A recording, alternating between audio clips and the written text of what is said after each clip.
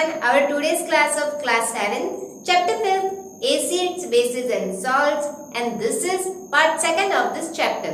In this part, we will study about the difference between acids and bases, which we had already discussed in part 1st. And in this part, we will also discuss about neutralization reaction and neutralization in our daily life.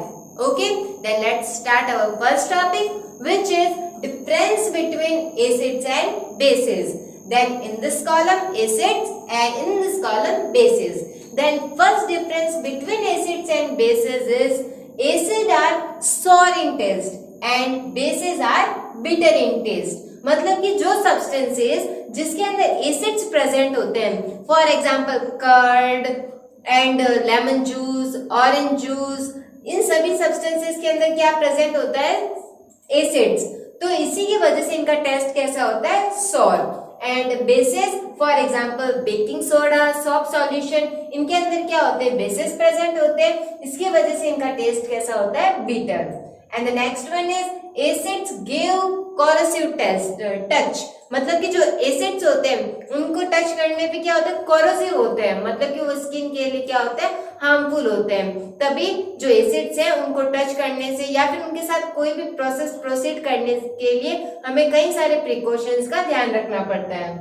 Then for bases, bases give soapy touch. जो bases होते हैं उनको touch करने पे हमें क्या feel होता है? सोपी फील होता है. And the next difference is acids turn red litmus to blue.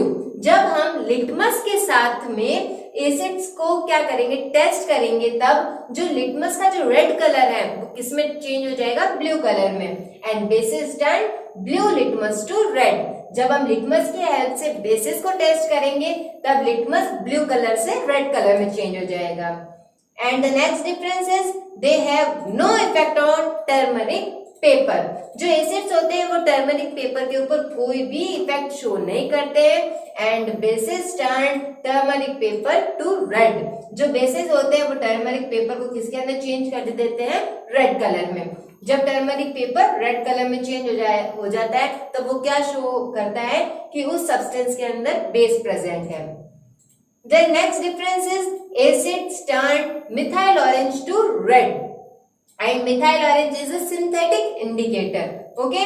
तो जब हम मिथाइल ऑरेंज से एसिड को क्या करेंगे? टेस्ट करेंगे, तब वो उसका कलर किसके अंदर चेंज हो जाएगा? रेड में. और जब हम मिथाइल ऑरेंज से बेस को टेस्ट करेंगे तब bases turn methyl orange to yellow.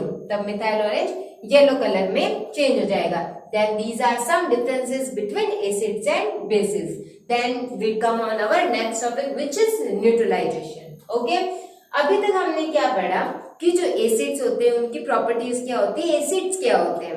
The next basis क्या होते हैं, बेसिस की प्रॉपर्टीज क्या होती हैं. अभी हम क्या सीखेंगे कि जो ये एसिड्स होते हैं और जो ये बेसिस होते हैं वो जब आपस में रिएक्शन करेंगे तब उनके रिएक्शन करने पे क्या प्रोडक्ट फॉर्म होंगे. न्यूट्रलाइजेशन रिएक्शन को डिस्कस करने से पहले हम एक क्या करते हैं? एक्टिविटी डिस्कस करते हैं. Okay, then in this activity हमें क्या लेना है? एक बीकर लेना है. उस बीकर के अंदर हमें फिनोलेफ्थेलिन जो सिंथेटिक इंडिकेटर है उसका यूज करना है. जब हम क्या करेंगे? फिनोलेफ्थेलिन इंडिकेटर और एसिड को जब हम एक साथ में एक बीकर के अंदर लेंगे तब जो उसका कलर होगा वो क्या होगा? कलरलेस. मतलब फिनोलेफ्थेलिन का ओरिजिनल कलर क्या होता है? कलरलेस. और जब हम एसिड सब्सटेंसेस को फिनोलेफ्थेलिन इंडिकेटर के साथ में टेस्ट करते हैं तब भी उसका कलर कैसा रहता है? कलरलेस. ओके, अभी बीकर है हमारे पास, उस बीकर के अंदर एसिड है और फिनोलेफ्थेलिन इंडिकेटर है. That's clear. अभी हमें क्या करना है? वी टेक बेस एंड जो बेस है हमें उसको क्या करना है? ड्रॉप बाय ड्रॉप उस बीकर के अंदर pour करना है. ओके, तो जब हम क्या करेंगे? जब उन बेसिस को क्या करेंगे? मिक्स करेंगे उस बीकर में जो भी सॉल्यूशन है उसके साथ में, तब जो उसका कलर है वो किसमें चेंज होने लग जाएगा? मतलब कि फर्स्ट, सेकेंड, थर्ड मतलब सम अमाउंट, जब हम कुछ अमाउंट डालेंगे बेस के तब तक उस कलर के अंदर कोई भी चेंजेस अपीयर नहीं होगा। बट जब हम लार्ज अमाउंट मतलब कि थोड़ी सी ज्यादा अमाउंट जब हम उसके अंदर मिक्स करेंगे तब जो उस बीकर के अंदर जो कलर है वो किसके अंदर चेंज हो जाएगा, मैग्नेटा, डार्क पिंक के अंदर। तो जो वो डार्क पिंक कलर है वो क्या शो करेगा कि जो बेस है वो उस बेस की अमाउंट ज्यादा हो गई है उस बीकर के अंदर। यहाँ तक क्लियर है। तो अभी हमें क्या करना है, अभी हमारे पास बीकर है, उसके अंदर एसिड था, उसके अंदर फिनोलेफ्थेलिन इंडिकेटर हमने यूज किया था, और जब हमने उसके अंदर बेस को ऐड किया तो फर्स्ट क्या था, कलरलेस, एंड देन वो किसके अंदर चेंज होने लग गया, पिंक कलर में। अभी हमें क्या करना है, एसिड लेना है। एसिड को जब हम और उसके अंदर ऐड करेंगे तब जो पिंक कलर है वो फिर से किसके अंदर चेंज हो जाएगा, कलरलेस, मतलब वो कलर है वो डिसअपियर हो जाएगा। ओके, और फिर जब हम क्या करेंगे, फिर से जब हम बेस को ऐड करेंगे तो कुछ अमाउंट तक वो जो बेस है वो क्या करेगा, कोई भी चेंजेस शो नहीं करेगा, और जब हम और ज्यादा अमाउंट में बेस को ऐड करेंगे तो वो फिर से किसके अंदर चेंज हो जाएगा, डार्क पिंक कलर में। तो अब इस कंप्लीट एक्टिविटी का कंक्लूजन क्या है, मतलब कि जब क्या था, स्टार्टिंग में हमने सिंथेटिक इंडिकेटर फिनोलेफ्थेलिन से जब एसिड को इंडिकेट किया तब वो कलरलेस था, स्टार्टिंग में कलरलेस था। जब हमने फर्स्ट बेस को ऐड किया तब एसिड और बेस के मिक्स होने से स्टार्टिंग में कोई भी रिएक्शन शो नहीं हुई थी। वो रिएक्शन शो क्यों नहीं हुई, क्योंकि जो स्टार्टिंग वाला जो बेस था वो क्या कर रहा था, उस एसिड के साथ में रिएक्ट कर रहा था, और रिएक्ट करके क्या प्रोडक्ट को फॉर्म कर रहा था, सॉल्ट को एंड वाटर को। और जब आप उस बीकर को टच करके देखोगे तब वो जो बीकर है वो कैसा होगा, हॉट होगा, मतलब कि उसका टेम्परेचर क्या हो जाएगा, इंक्रीज। इसका मतलब क्या था कि जब एसिड के साथ में जब बेस मिक्स हुआ तब जो हीट है वो क्या हुई, इवॉल्व हुई। ओके, यहाँ तक क्लियर है। फिर जब आपने और बेस को ऐड किया तब पिंक कलर में चेंज हुआ। वो पिंक कलर में क्यों चेंज हुआ, क्योंकि जो बेस है उसकी अमाउंट ज्यादा हो गई थी, मतलब जहां तक उसको न्यूट्रलाइज करना था एसिड के साथ में वहां तक तो उसने किया, लेकिन जब उसकी लिमिट क्रॉस हो गई तब बेसिस ने अपने चेंजेस शो करना स्टार्ट किए, और चेंजेस जब फिनोलेफ्थेलिन के साथ में शो किया तो वो जो फिनोलेफ्थेलिन कलर है उसका कलर कैसे किसमें चेंज हो गया, डार्क पिंक में। और जब हमने फिर से एसिड को ऐड किया तो फिर से एसिड ने क्या किया, बेस के साथ में रिएक्ट करके बेस को न्यूट्रलाइज कर दिया। न्यूट्रलाइज करने से क्या हुआ कि जो बेस है उसका जो कलर शो हुआ था वो फिर से डिसअपियर हो गया और फिर से कलरलेस हो गया।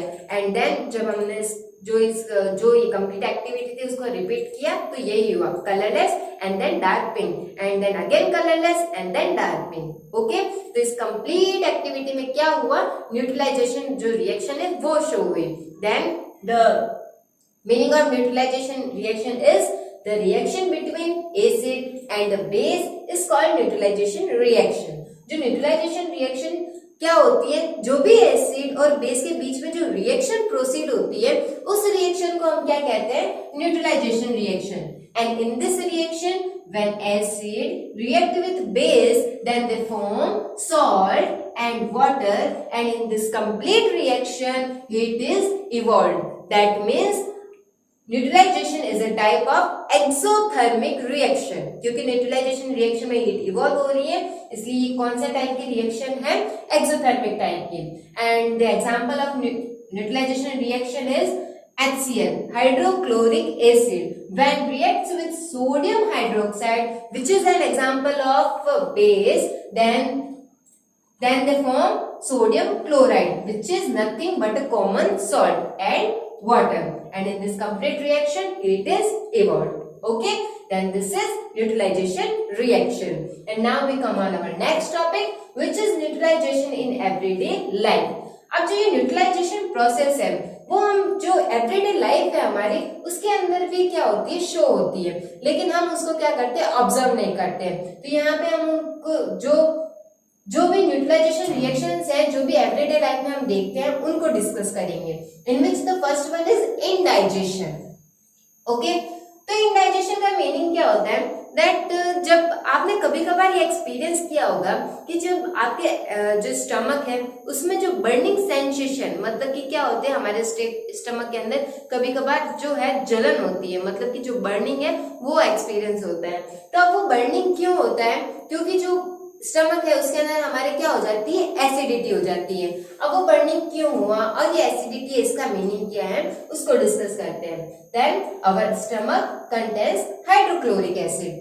जो हमारे स्टमक है उसके अंदर एक एसिड प्रेजेंट होता है, उस एसिड का नाम क्या है, hydrochloric acid. Sometimes more acid is produce in the stomach. कभी कभार क्या होता है, जब हम जैसे कि जंक फूड हो गया, फ्राइड फूड हो गया, जब हम इसको ज्यादा अमाउंट के अंदर कंज्यूम कर लेते हैं, तब जो हमारे स्टमक के अंदर जो ये एसिड है वो क्या होता है, एक्सेस अमाउंट के अंदर प्रोड्यूस हो जाता है। And this excess acid causes irritation which is called acidity। और इसी एक्सेस अमाउंट की वजह से हमारे स्टमक के अंदर इरिटेशन हो जाती है और इसी इरिटेशन को हम क्या कहते हैं, acidity. And to get relief from this activity, we use some antacid tablet, and these antacid tablet contain aluminum hydroxide or milk of magnesia। और इसी एसिडिटी से रिलीफ लेने के लिए एक एग्जांपल लेते हैं। हम कभी कभार क्या करते हैं, एसिडिटी से रिलीफ लेने के लिए हम इनो यूज करते हैं। इनो ये तो आपने जनरल प्रोडक्ट है, आपने सभी ने यूज किया होगा। तो ये इनो होता है, उसके अंदर क्या प्रेजेंट होता है, बेस प्रेजेंट होता है। कौन सा base, magnesium hydroxide which is also known as milk of magnesium. तो अभी हमारे स्टमक के अंदर क्या है, एसिड प्रेजेंट है। तो जब हम इनो यूज करते हैं जिसके अंदर बेस प्रेजेंट है, तो वो क्या करता है, हमारे स्टमक के अंदर जो भी एसिड प्रेजेंट है उसके साथ में रिएक्शन करता है और उस एसिड के जो इफेक्ट है उसको न्यूट्रलाइज कर देता है, जिसकी वजह से जो भी एसिडिटी की प्रॉब्लम है उससे हमें रिलीफ मिल जाती है। ओके, एंड हम क्या करते हैं, कभी कभार जो मेडिसिन होती है उनको भी यूज करते हैं, and these medicine are known as antacids. और जो ये एंटासिड्स होते हैं उनके अंदर क्या होते हैं, बेसिस होते हैं, and for example aluminium hydroxide और milk of magnesia. Okay, and और जो बेकिंग सोडा होता है उसको भी हम क्या कर सकते हैं, एज एंटासिड यूज कर सकते हैं एसिडिटी से रिलीफ लेने के लिए। Okay, then this is the first neutralization reaction which we observe in our everyday life. Next one is soil treatment. Plants grow well in neutral soil. जो agricultural जो भी एक्टिविटीज होती है, उस एक्टिविटीज में जो प्लांट्स जो ग्रो किए जाते हैं वो अच्छे तरीके से उसी सॉइल के अंदर ग्रो हो सकते हैं जो कि कैसी हो, न्यूट्रल हो। But sometimes a neutral soil gets acidic due to excessive use of chemical fertilizers. तो क्या होता है, कभी कभार जो हम केमिकल फर्टिलाइजर्स यूज करते हैं for the better growth of plants, तो जब क्या होता है, जो ये फर्टिलाइजर अगर उनका एक्सेस में अगर यूज हो जाता है तो जो सोइल का जो नेचर होता है वो कैसा हो जाता है, एसिडिक हो जाता है। और इसके नेचर के एसिडिक होने की वजह से जो सोइल होती है वो कैसी हो जाती है, मतलब कि जो न्यूट्रल नहीं रहती है और अनफर्टाइल हो जाती है। और अनफर्टाइल होने की वजह से जो प्लांट्स हैं उनकी ग्रोथ प्रॉपर तरीके से नहीं हो पाती है। That's why there is a need to neutralize this soil and this acidic soil. Then to neutralize it we use calcium oxide और कैल्शियम हाइड्रोक्साइड। इसी वजह से जो ये एसिडिक सॉइल है उसको न्यूट्रलाइज करने के लिए जो फार्मर्स होते हैं वो क्या करते हैं, जो कैल्शियम ऑक्साइड एंड जो कैल्शियम हाइड्रोक्साइड के जो स्प्रे होते हैं उनको स्प्रे करते हैं उस कंप्लीट फील्ड के ऊपर, ताकि जो भी सॉइल है वो किसमें कन्वर्ट हो जाए, एसिडिक से न्यूट्रल हो जाए फिर से। क्योंकि जो ये कैल्शियम ऑक्साइड और जो कैल्शियम हाइड्रोक्साइड है उनका नेचर बेसिक होता है, तो जब ये बेसिक नेचर एसिडिक के साथ में रिएक्ट करता है तो वो क्या कर देता है, neutral. Okay, then some soils are naturally basic in nature, और कुछ सॉइल्स क्या होती है उनका जो नेचुरली जो नेचर है वो कैसा होता है, बेसिक होता है। That's why a large amount of organic manure is added to neutralize it. इसी वजह से इन बेसिक सॉइल्स के अंदर लार्ज अमाउंट में जो ऑर्गेनिक मैन्यूर है वो ऐड किया जाता है, ताकि जो ये मैन्यूर के अंदर जो एसिड्स प्रेजेंट होते हैं वो एसिड इस बेस को न्यूट्रलाइज कर दे। That's clear? And the next one is stings of ants. Then when an ant stings, formic acid gets injected into the skin.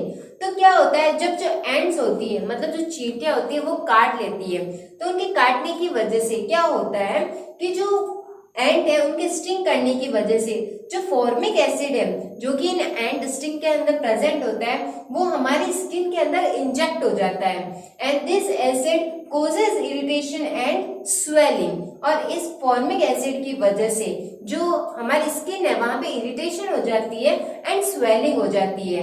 That's why to get relief from this irritation baking soda paste is rubbed at sting side. और इसी irritation से relief पाने के लिए हम क्या use करते हैं, बेकिंग सोडा पेस्ट। और इस पेस्ट को जो स्टिंग साइट है उसके ऊपर रब किया जाता है ताकि जो इरिटेशन है वो क्या हो जाए, उससे हमें रिलीफ मिल जाए। And in alternative way we can use calamine lotion and in the calamine lotion zinc carbonate is present. Baking soda paste के अल्टरनेटिव में हम कैलेमाइन लोशन को भी यूज कर सकते हैं क्योंकि कैलेमाइन लोशन के अंदर क्या प्रेजेंट होता है, जिंक कार्बोनेट प्रेजेंट होता है जो कि फॉर्मिक एसिड को न्यूट्रलाइज कर सकता है। Okay, and the next one is industrial waste.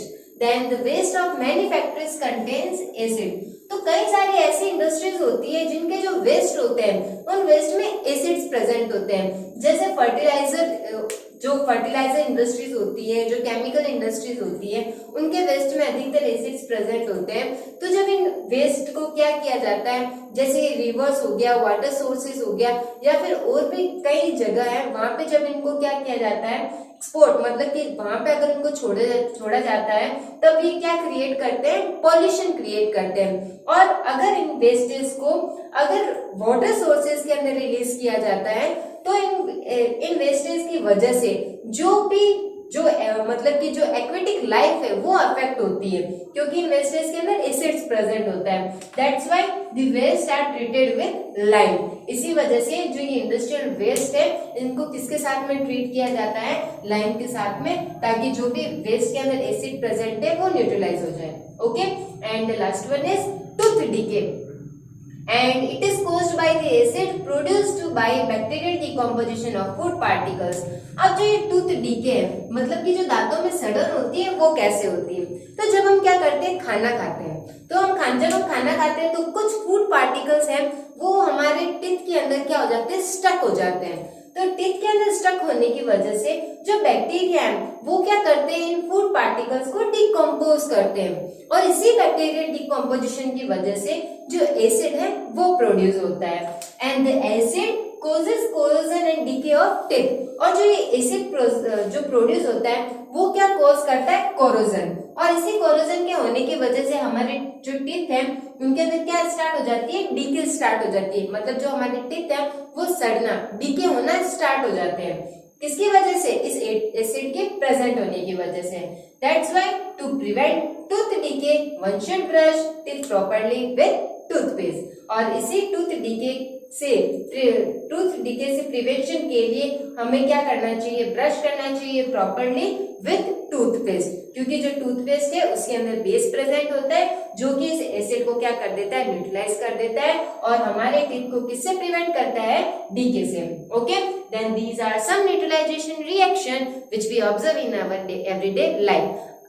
अब आप कभी कभार क्या करोगे, जब भी आपको एसिडिटी होगी या फिर जब भी आपको एंड स्टिंग करेगा या फिर क्या करोगे आप, जो भी है ब्रश करोगे, तब आपको जो ये न्यूट्रलाइजेशन रिएक्शंस है वो क्या होगी, रिमेम्बर होगी कि हमने इस क्लास के अंदर इन रिएक्शंस के बारे में डिस्कस किया था। Okay, then with this topic our part second of this chapter and the chapter 5th of class 7th is now completed.